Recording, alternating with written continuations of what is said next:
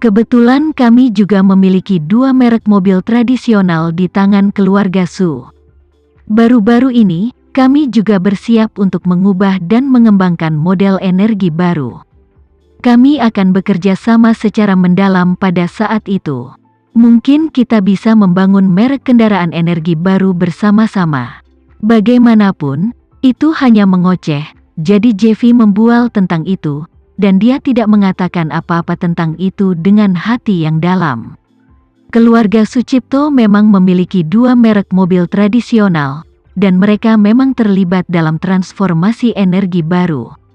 Namun, hal semacam ini, dari logika bisnis mengatakan bahwa bahkan jika mereka menemukan seseorang untuk bekerja sama, mereka hanya akan menemukan perusahaan profesional di bidang terkait untuk bekerja sama, dan tidak mungkin untuk bekerja sama dengan perusahaan yang tidak bersalah seperti Houston Group di kota lapis kedua.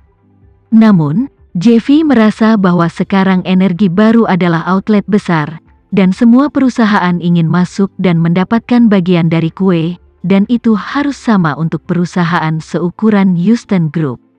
Banyak perusahaan melihat bahwa industri energi baru menjadi semakin populer, tetapi mereka tidak dapat menemukan titik masuk.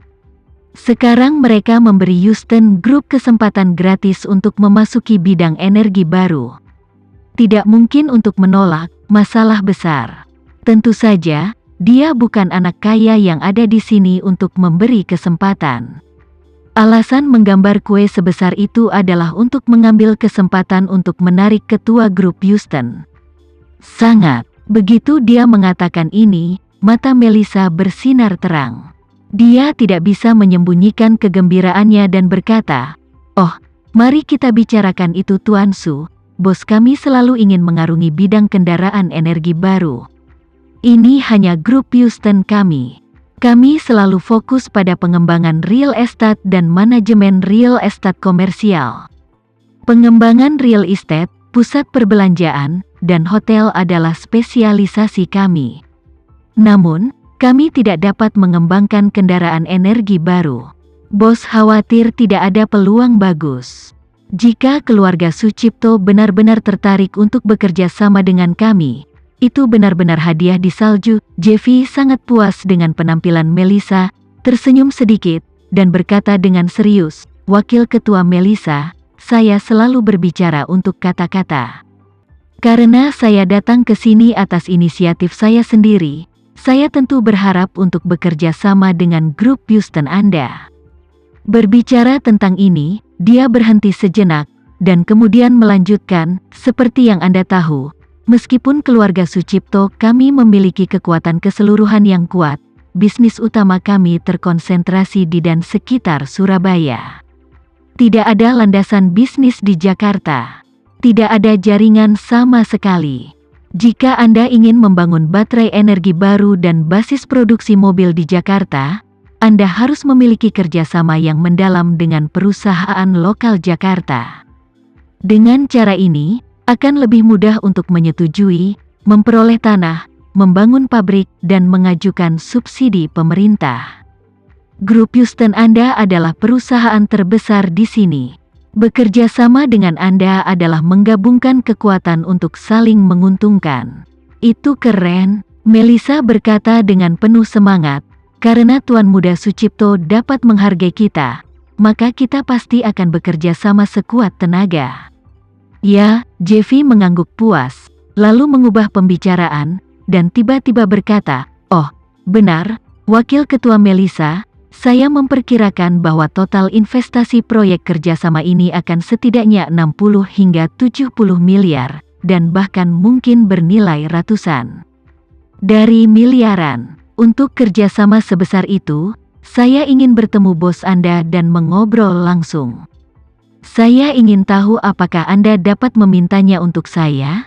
Ini, Melissa ragu-ragu sejenak, dan kemudian berkata, "Tuan Su, izinkan saya memberitahu Anda, ketua kami selalu tidak terlalu peduli dengan grup Houston." Mengatakan bahwa Tama tidak terlalu peduli dengan grup Houston adalah ekspresi perasaan Melissa yang sebenarnya. Dia tahu bahwa Tama ada di ruang duduk di belakang kantor, jadi dia sengaja mengatakan ini agak keras.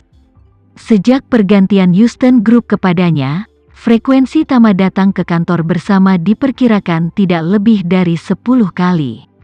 Yang membuat Melissa tak berdaya adalah setiap kali Tama datang ke Houston Group, itu bukan karena sesuatu yang berhubungan dengan bisnis. Dengan kata lain, Tama, sang pemilik, tidak pernah khawatir dengan arah perkembangan Houston Group. Di masa lalu, Melissa tidak memiliki pendapat tentang ini.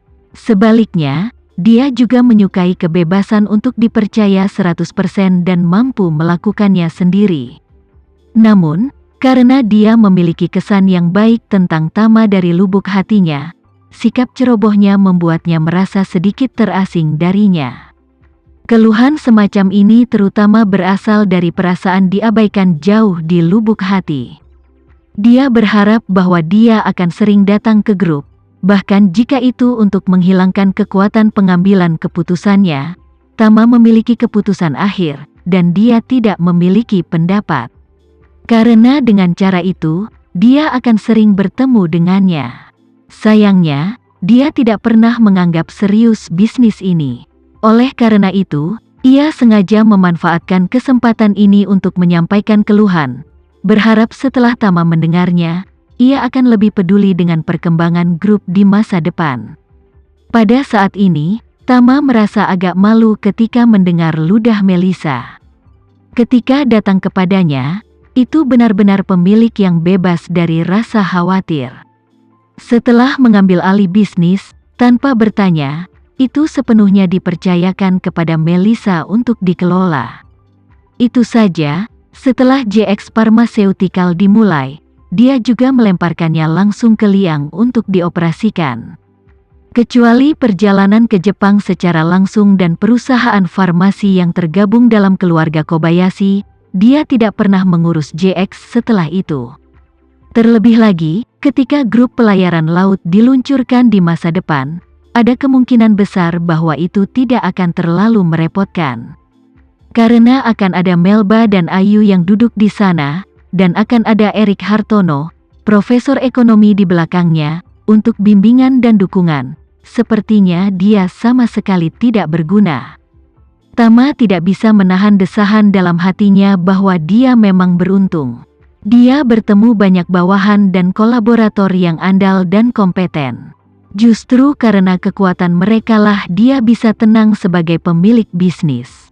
Kalau tidak, dia akan kelelahan oleh hal-hal sepele dari beberapa perusahaan.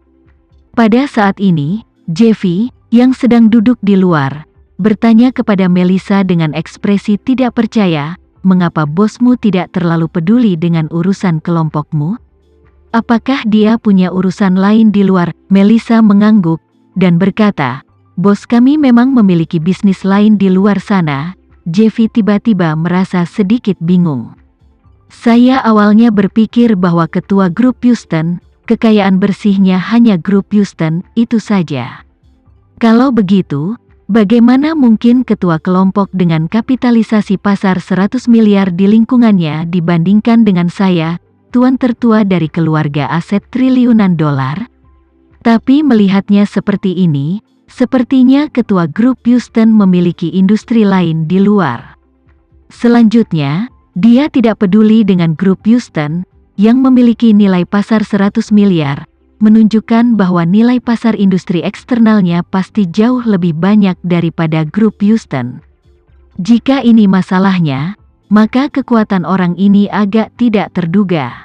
Dalam pandangan Jeffy, jika dia hanya memiliki 100 miliar, maka semuanya jelas. Langit-langitnya adalah 100 miliar, yang jauh di belakang dirinya. Namun, jika dia memiliki lebih dari 100 miliar, maka semuanya menjadi membingungkan. Lebih dari 100 miliar, mungkin 200 miliar, atau mungkin 300 miliar atau bahkan 500 miliar. Setelah langit-langit hilang, maka ketinggian ini tidak dapat diprediksi untuknya. Ini membuat rasa krisis Jeffy yang mendalam semakin berat. Bahkan, dia juga tahu bebannya sendiri. Meskipun dia adalah putra tertua dari keluarga Sucipto, dia hanya menikmati aura keluarga Su. Kakeknya, Chen Sucipto, menguasai seluruh keluarga, apalagi miliknya sendiri, bahkan ayahnya tidak memiliki kekuatan nyata. Tanpa kekuatan nyata, itu berarti tidak ada uang nyata.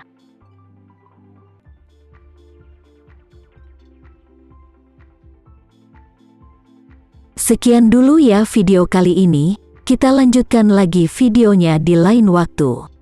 Oh iya, bagaimana menurut kalian? Semoga bisa sedikit menghibur kalian semua. Untuk teman-teman yang baru nonton, jangan lupa subscribe ya, hehehe. Dan kalau teman-teman ada yang ingin gabung langganan, bisa langsung gabung saja untuk dapat fitur yang menarik dan sedikit membantu Mimin. Terima kasih banyak sudah menonton, sampai jumpa lagi, bye bye bye.